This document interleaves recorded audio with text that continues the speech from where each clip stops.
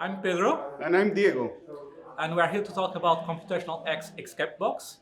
We are excited to share with you how we can engage our kids into problem solving in a modern world. And the Wolfram language is the most powerful tool available for the kids to engage in computational thinking. We hope you really enjoy the talk. So, welcome everybody. I'm Pedro. And my name is Diego, and we're very happy to have you here today. So, we are talking about Computational X Escape Box, but actually, we are going to talk about an education project, an education idea based on games. It could be Escape Box, it could be Trivial Pursuit, whatever. So the abstract is a little bit based on the escape box concept in the sense that it is a game that is played typically with multiple persons. The purpose is to crack a puzzle, to get into the box, or sometimes it's an escape room, to get outside of the room. The purpose here is just to try to use a computational thinking to solve a puzzle. Yes.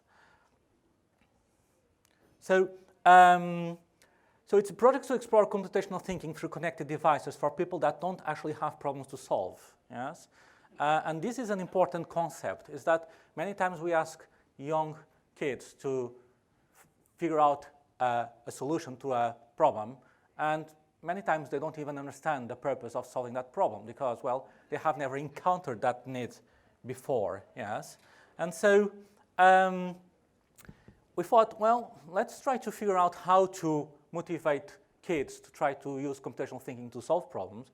And, well, connected devices is always a good motivation strategy because it's something that we can touch, that we can experience, yes? Well, they haven't solved life problems before, yes. And typically solving adult problems, it's not the most motivating task, yes. And when we try to get them to choose projects for their computational thinking, they tend to be a little bit too complex, like, I don't know, Mars rover car or a fighting robot or something like that. And so So the idea is turning the subject around. It's basically also getting them to start playing with the hammers, right? So you need to learn how to use a hammer so you don't get your finger messed up. So, okay, go and search some nails that you can use with this hammer. So we're going to use some of the sensors or different elements around there, and we're going to ask them to find a problem to solve within different domains. In what X or what domain of knowledge that you are over there can you apply this concept? So, at the beginning, when you start thinking, okay, we're going to talk about computational thinking, it's very abstract, so we need to bring it to something for the kids that it's something that you can touch, right? So let's restrict the domain to things that people can touch, and also things that people can interact and that it's simple to use. And kids love games, so why not have them build games? yes, so what we have on top of the table there are a few interfaces, let's say human-machine interfaces, similar to the one that you are seeing here on the picture. The frames were actually 3D printed and then, well, a few things glued on top of it. The idea was to build a box, and so you can actually mount a few of these together and get a whole, let's say, soccer ball format, yes. We just kept them like this because it's easier to transport, airplane and stuff like that. And we're going to play with those, yes. So the collaboration is, okay, we need to also train the kids that in school, you're by yourself, you grade it based on what you do individually. The important thing is also to get the kids to start working as teams. So we can provide each kid with a challenge to build a pentagon. The pentagon will be self-contained, and it will have, each team can work on different concepts, and then all of them come together to finalize a solution or a prototype. And each group will think about, they're going to have a specific interface, and we're going to go through that, and they're going to have to start thinking of the things they see at school or whatever they like on TV, is what areas of domains can I solve with this sensor or program.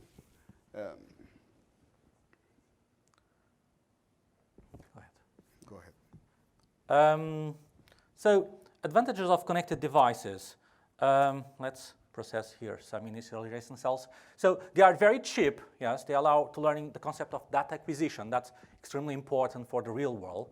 And the world is messy, and so it brings a kind of reality to the table because, well, typical school exercises, well, science is exact, and that's not real life, yes? For instance, here we have an acceleration being measured. Well, of course, we are measuring the gravitational acceleration, and obviously we don't have 9.8 because, well, the instrument is not calibrated, and we have values that vary around, and of course, because there's some movement, sound, and things like that. Where is the airplane? So this is an Anton Antonov here, airplane, and we have Anton here that is going to help us on the demonstration.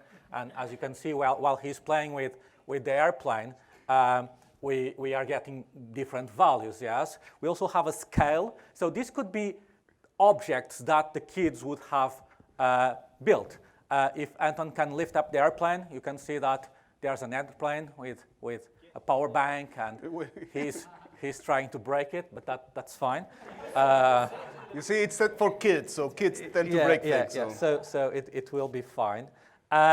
So let's try to do a small exercise with light. Yes, that is, we talked about multiple domains to be discussed with one single interface, and then multiple interfaces put together in kind of a game, a quiz. Yes, let's see what we could, for instance, invent to be solved with the light probe. So we have a luminance sensor that Anton is searching for, and it's constantly showing that the value here. And so, for instance, the question, is the current light correct for your study? Yes. So, Anton, is the current light correct for your study? Do you have enough light to read the book in the room? Anton, what do you think? What do you think? So, we have 265. 265 looks. Is it correct or not? Yes or no? Is it EU approved? Yes. So can you click again on S? Okay.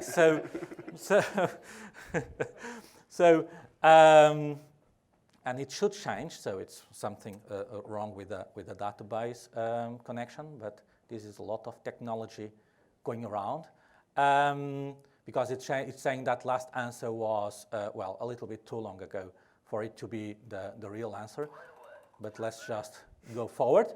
So let's check if light conditions are good for study. Well, they are not, yes. And so we are kind of on life sciences, these kind of topics. If we go to physics, for instance, we double the current light. So if we pick a phone or on your phone, can you make the light double? That we get in the lux. And so this gives a sensation of what is a real intensity of light, what is doubling the intensity of light. He's trying to do the other way around. Yeah. And so we did got a ratio of, well, 0.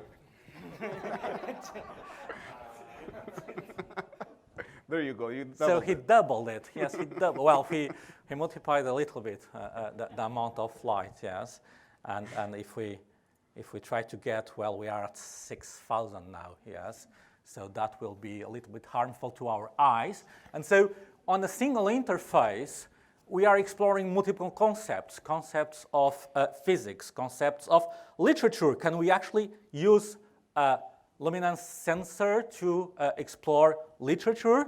Well, that's the real exercise of this. That is, how can we have kids thinking on problems based on one interface? Instead of thinking of a problem and finding the solution, let's try to find a problem that fits within an interface, because they will come up with their own type of problems, yes, which is probably not what we have here, yes. On literature, when Mr. Ratchet was murdered, was it lighter or darker than your current set? Who is this guy, Mr. Ratchet? Well, we know that it is a fictional character, okay? where did he appear? Yes. Well, he appeared on Murder on the Orient Express. Yes. And well, for people of our age, we know when he was murdered, during the day or the night. Now we have the 2017 movie, so a lot of younger generation also know. But let's try to find the answer. Was Mr. Rashid murdered during night or daytime? Yes. And so a little bit of computational thinking to find the answer. Yes. And so what we are doing is that we are searching on Wikipedia data for the film, because it's a little bit more explicit than the original story. On Wikipedia information, and we ask for the question, yes, with a fine textual answer. And well, we actually have a few answers here, but we can actually figure out very quickly that that night, well, we'll hear strange noises coming from Rashid's compartment, and later see someone in the red, okay, and we have here somewhere that he was murdered. Below. Yes, the night combo, later see, okay, second weekend. Well, it's somewhere there that he was murdered. Okay, after next morning, the next morning discovers, okay, murdered during the night. Yes, that's it. Yes, and so we actually used computational thinking to find very quickly an answer. Now you could imagine that this could be a quiz that would be played in parallel with multiple teams. And so the ones that came up with the computational thinking strategy that would give the answer the fastest would win a prize, something like that, yes. Now I'm just going to clean up my code here and remove the scheduled task that we had running. So we talked about the interfaces. This is actually what is on top of the table. So we built all kinds of interfaces, and we just divided and conquered, as we were saying that we were going to ask the kids to do. So Pedro in Portugal, with his kids, built a whole series of interfaces with joysticks, yes and no buttons, light sensors, and a weight. And over here, we did some at home with rotary resistors and push buttons. Yes. So what we're going to do is we're going to try the different problems from simple to complicated. So Anton, when my time is up in this world, in which direction will I go? So you have to decide if I'm going up or down. Okay. So is this the carrot? Yeah, well, depends on how you answer. Okay. So Anton said that I'm going to heaven, which I don't believe it, but that's the case. Thank you, Anton, for trusting me. Now, Amy would love this. Amy Friedman is, okay, so we were going to look now into literature, okay? And how do we use the weight system, the scale, to answer a literature question? So, well, we are going to challenge the whole room to, based on a phrase from a Shakespeare play, what is that we need to do with this scale. So what we're doing is, okay, we're going to ask Mathematica about what was Shylock asking the judge for payment, that he wanted his money. So based on search, going through the web search and using the fine textual answer, we get an answer. He wanted a pound of flesh. All right, so Anton, we need a pound of flesh there. Okay, we are not getting feedback from the database, but Oh, this is for elbow like this. Yes, that's good. So let's move on. Yes, it's because Oh, there you go, Oh, there 4 you go, pounds. You yes, gave more well. than you needed. No, watch out. 4.15. Thank you, Anton. so to have an idea of that, what that would be, we can ask Wolfram Alpha. Well, it would be a little bit less than a liver, like half a liver, So, something like that. So it was giving a little bit too much, that thing, yes. And now we're going to go to something more complex. This sensor has multiple feedback loops, and what we're going to ask Anton, after he finishes with the weight, is if he can fly the Anton airplane for us. So just On move a- it on a- slowly. on just a move plane. it. Yeah. Not like this? No. No, Just try to keep it level. And Yeah. Use the correct terminology, flying. And again, we are not Probably. getting a feedback on that one from the database. But they- no, do they disconnect? no, that's fine. It's just that the battery. Whereas we have power banks here that are easy to carry on the airplanes. There's no questions on what is a power bank. If we put a couple of batteries, big batteries, they will complain. And the problem of a power bank is that if it doesn't recognize consumption enough, it just cuts out. And these instruments are so light in terms of consumption that they can live for a few days on these power banks well, from the beginning of the presentation up to now, it already disconnected itself. But Anton has just connected again to the power bank. It is most likely running the script to connect to the database, and we should see some interaction of that spaceship, well, heading to the moon. In between, we are going to ask where is the direction to the moon so that Anton knows how to point it. Oh, there you go. Yeah, but it's not getting feedback when we are sorry for that. So let's I go don't to the know next one. if I have, yes. The X's. And before going to the X's, well, we would like to thank Anton for his participation. And I think that Round of applause. Thank you, Anton. he is the proof. I think that he is the proof that going with this kind of interactions can actually enthusiasm kids to play around with the language and okay. Going forward, well, so the main purpose is actually to turn the problem around. That is not to ask them directly to solve a problem, but to ask what type of problems could be solved with a given interface. Some interfaces are quite difficult to come up with examples, like, I don't know, with the temperature, can we really solve a geometry problem? Well, eventually, I have no idea. I haven't thought of it, yes? But we can think of the typical X's, so math and physics, like scale, light, accelerometer, distances, geography and history, so the airplane versus moon, arts and literature. Well, a lot of things can be done on that, and counting in finance, well, why not, yes? And all these can actually bring a lot of interests for, let's say, all kinds of areas, yes? That is, well, with the space station, I can actually, with the airplane, I can actually use it as a joystick in the world to point where a given moment, where, for instance, the Eiffel Tower is, because it is a referenced joystick pointer to the world, yes? And so I can use it to point where's the space station, or where's Brad Pitt, or where did George Washington live, yes? And so we can go through multiple disciplines with just one single instrument, yes? So also we can use, as we said, potentiometers and ask questions that go from trivia, like how many spouses did Elizabeth Taylor have? And let's see if we can, did we move? So we are going to put a film, is that so? Yeah, Film. let's do a film. Let's see. And we're going to have Anton answer the question. So what is the length of the Nile in kilometers? No, you turn around like this. So is it 6,000? Just press any button. Press the button when you think it's right. Oh, it's wrong. Definitely wrong. So we can see that he needs to learn his geography.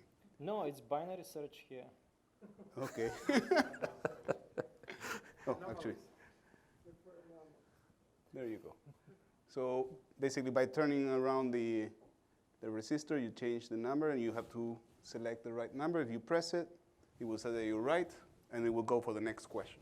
And these problems can be auto-generated through the Wolfram language and the Wolfram environment, in the sense that these questions could be almost infinite, yes, or if even.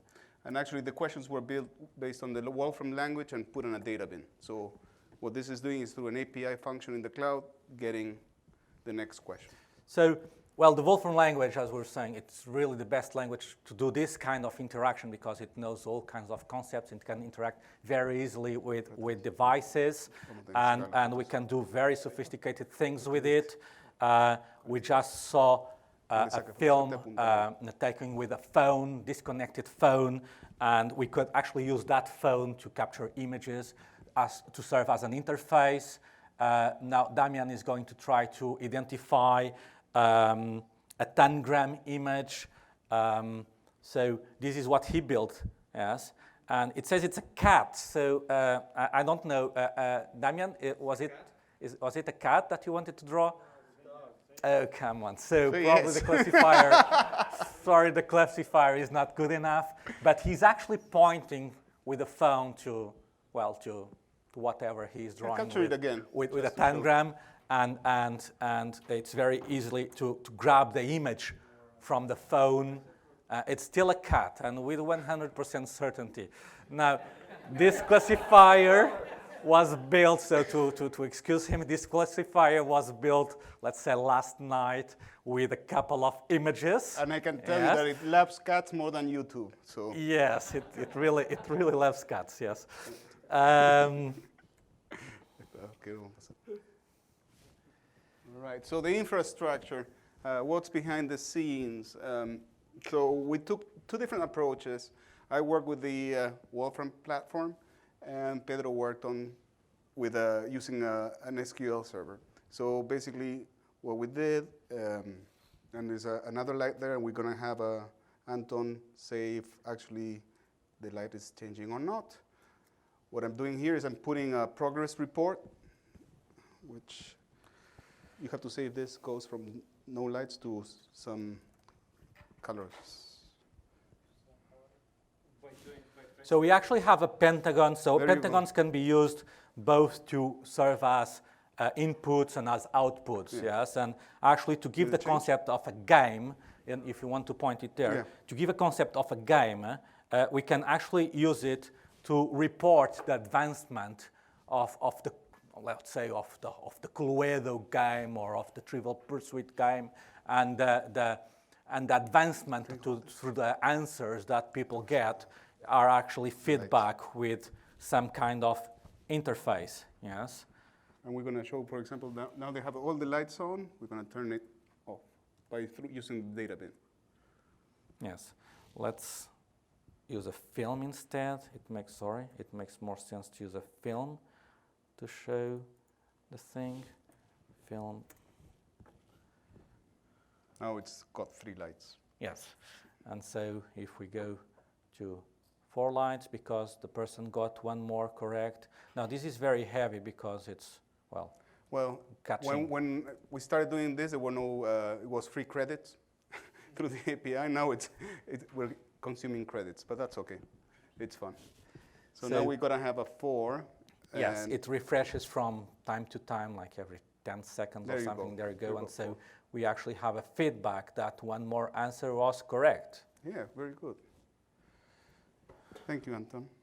So why the shape? Well, it's just a way of aggregating multiple projects so that there's a sense of collaborative work. There actually doesn't need to be any shape, yes? It can just be a bunch of interfaces. But I would say that it's a first step for the kids to understand what they are doing. And once they have gone through that step, well, they can think of many other interfaces that don't need necessarily to be linked on top of a table, or they can be, let's say, outside and more interesting things, yes? Now, the shape, it's like this. It was completely 3D printed and glued together. We tried to do it in Mathematica. It's still a little bit too hard because Boolean operations, well, sometimes they work, sometimes they are still not there, yes? So this would be an example to build the interface with the difference between this piece and that piece. And we didn't got there. At the end, we would use a CAD drawing, okay? So final thoughts. We think that it's a great exercise for kids in middle and high school to show that by collaborating between the teams, you divide and conquer a problem, and you get to a nice project and a solution that everybody can have fun. It allows for computational multi-domain, looking for problems to solve with the hammers that we have. It's a game, so they can actually build their own, let's say, quizzes, Trivial Pursuit games, and Cluedo games, something like that, yes. And it's a stepstone for more complex interactions, yes, both interactions more on the software side and as on the hardware side. So it starts simple. It starts with just a simple push button, and it can go very far in terms of complexity. And so, well, coming next, I don't know, live coding competition with interactive devices, something like that. Well, we'll Any have to see. suggestions, please send through the Pathable. Thank you very much. Thank you.